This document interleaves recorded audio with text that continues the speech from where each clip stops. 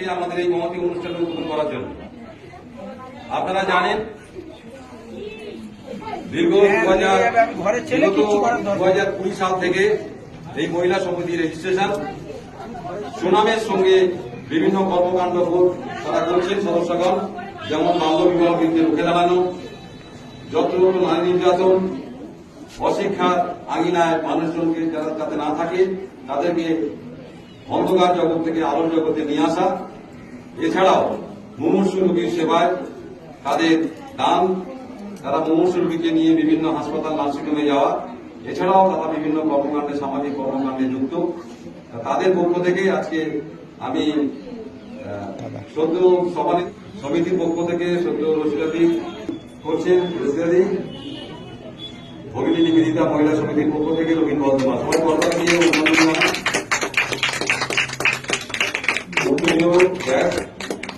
Memento এবং পুষ্পস্তবক। ধন্যবাদ নবীন বদ্র মহাশয়কে আমাদের এই সমিতির মহতী অনুষ্ঠানে উপস্থিত থাকার জন্য। উপস্থিত আছেন সমবেদনা জ্ঞাপন করছে। ধন্যবাদ। কার্যকারী যে আজকে কর্মসূচি রয়েছে আপনাদের কাছে পৌঁছে দিয়েছি, সেই মানুষটি বিশিষ্ট সমাজসেবক মহাশয়কে আমরা ব্যস্ত মন্ত্রীর মাধ্যমে আজকে আমরা আমাদের ভালোবাসার শ্রদ্ধা জ্ঞাপন করছি।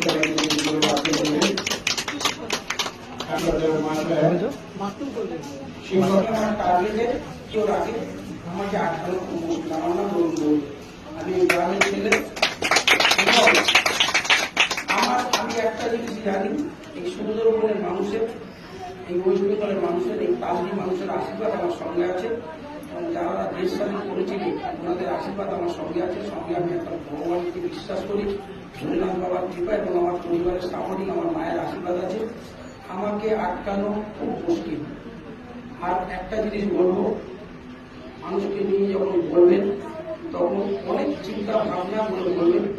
মুখে বলা যায় তাজমহল, মুখে বলা যায়, ছবি আঁকা যায়, স্বপ্ন দেখা যায়, কিন্তু বানাতে যে কি কষ্ট সেটা যে করেছে সেই জানে।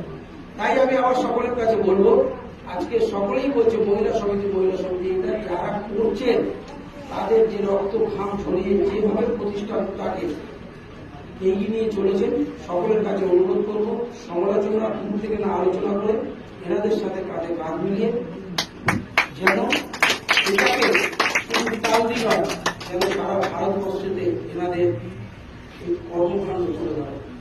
আবার আমি সকলকে আমার অন্তরের অন্তঃস্থল থেকে প্রণাম জানিয়ে এবং মহিলা সমিতির সকল সদস্যকে শেষ করলাম। সকলে ভালো থাকবে। আমি ধন্যবাদ জানাবো রবীন্দ্রকে। এরপরে অমলদাকে কিছু বলার জন্য উপস্থিত যারা অসহায় গরিব মানুষ আছেন, ডাক্তাররা খেয়ে দিতে পারে না, আগে সেই চিকিৎসার জন্য তার দেওয়ার জন্য বিভিন্ন অঞ্চল থেকে মহাপুররা সবাই আসছে।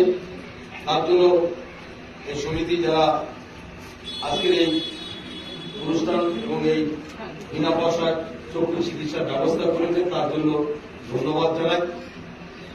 তাদের তো অনেক লাভ আছে, অনেক সমিতি আছে, কিন্তু ভগিনী নিবেদিতা যে সমিতি, এ শুধু আজকের এই অনুষ্ঠান নয়, বিভিন্ন সময় আমরা সংবাদ মাধ্যমে এবং মিডিয়ার মাধ্যমেও শুনেছি আমরা বা দেখেছি আমরা যে কোনো পারিবারিক গণ্ডগোল হচ্ছে, সেখানে সমিতি মেম্বাররা, সমিতির সদস্যরা তারাও কিন্তু সেখানে চলে যাচ্ছে। হয়তো যাদের বয়স 18 নিচে, গ্রামের দারিদ্রের মধ্যে দিয়ে তারা মেয়েকে বিয়ে দেবে, সেখানে গিয়ে এই মহিলা সমিতি যারা দায়িত্বে আছেন, অধিকার বলে যারা আছে মেম্বাররা সবাই সেখানে চলে যাচ্ছে। আজকের সমাজে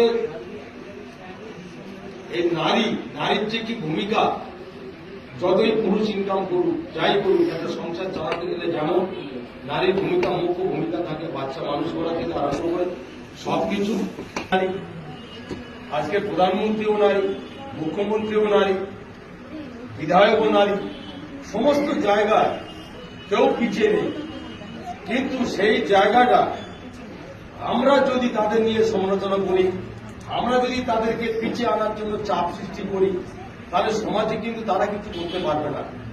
আমরা যারা আছি, যারা সাধারণ মানুষ, ব্যবসায়ীবৃন্দ, যারা আপনারা এই অনুষ্ঠান শুনছেন বা যতটুকু আপনারা শুনতে পাচ্ছেন মাইকের মাধ্যমে, প্রত্যেকের কাছে অনুরোধ করব আপনারা সবাই মিলে এই সমিতির সকল সদস্যকে আরো উৎসাহ জানানোর জন্য, যারা আরো যাতে আরো বিভিন্ন সমাজের বিভিন্ন যে কাজকর্মগুলো আছে, বাল্য বিবাহ থেকে আরম্ভ করে নিরক্ষরতা দূরীকরণ, শিশু পাচার থেকে আরম্ভ করে সমস্ত কিছু আজকে তারা যেভাবে আগে এসছে, তার জন্য আমি ব্যক্তিগত সবার কাছে অনুরোধ করবো, তাদের জনগণের কাছে, ব্যক্তিগত আমি এই সমিতির কাছে আমি নিজে অন্তত যতটুকু পারবো, অন্তত আমার সেইভাবে সাহায্য চাইলে আমি ব্যক্তিগতভাবে এই সমিতিকে আমি সাহায্য করব।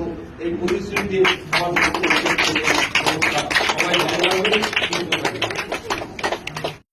সেই ডাক্তারবাবুকে আমার প্রণাম।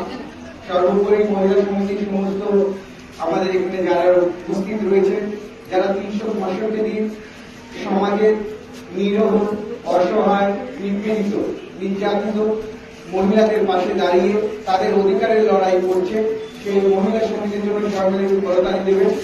কারণ ন্যায্যের লড়াই আজকে সমাজের একটা পিছিয়ে পড়া মানুষকে তারা এগিয়ে নিয়ে যেতে আপ্রাণ চেষ্টা করছে। তাদের এই সৎ ভাবনাকে ব্যক্তিগতভাবে আমি তথা তালদিবাসী স্যালুট করে। বিশেষ কিছু বলার নেই, চক্ষু শিবির, চোখ মানুষের একটি গুরুত্বপূর্ণ অঙ্গ। চোখ ছাড়া এই পৃথিবীর সৌন্দর্য, ভালো কাজ আমরা পরিদর্শন করতে পারি না।